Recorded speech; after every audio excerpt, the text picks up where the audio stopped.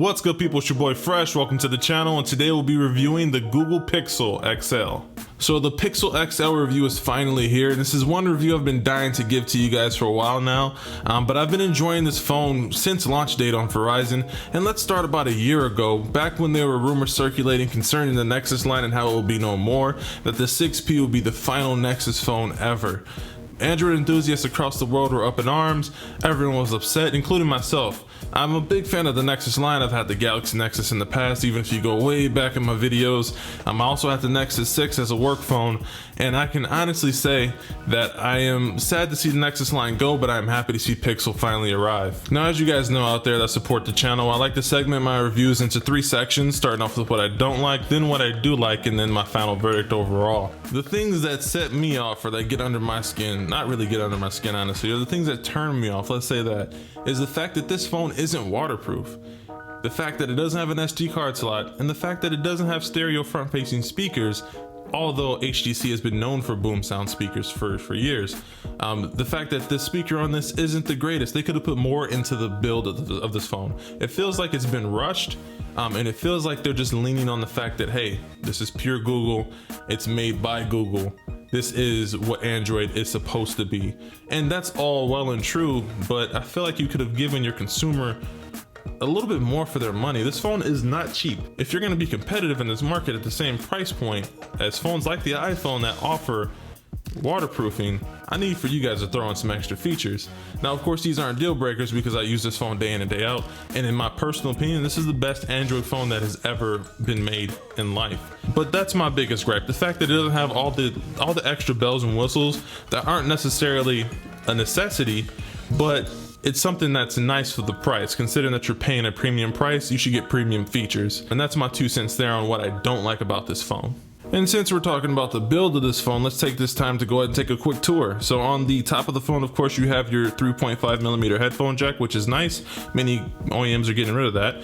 On the right spine, you have your power and lock button, as well as your volume rocker up and down. On the bottom, you have your USB Type-C port, which is good for quick charging, as well as you have your microphone and your speaker. And then on the left spine, you have your SIM tray. And on the back, you have your 12.3 megapixel camera, as well as your flash, and also some sensors, microphones there, and of course you have your fingerprint scanner. And then on the front, you have your front facing camera, as well as a proximity sensor and a speaker grill there for your earpiece. And now let's talk about what I actually do like about this phone. It does some things very, very well.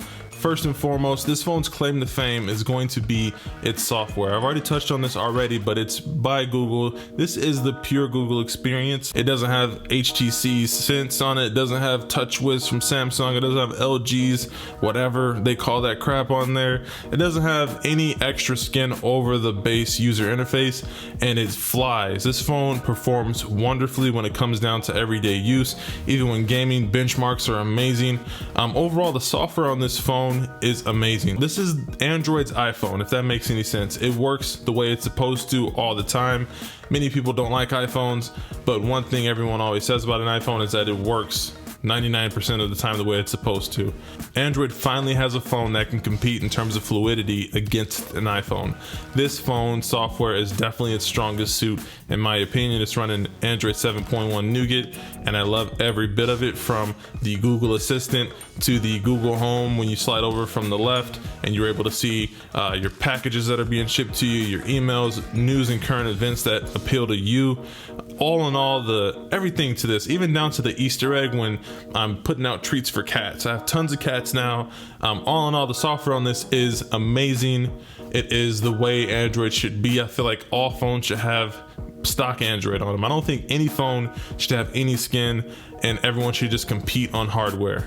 The software should be the software on every device, and I love this version of Android, and I will never go back to any other Android phone that is not running stock Android. And then also, its other strong suit, of course, is the camera.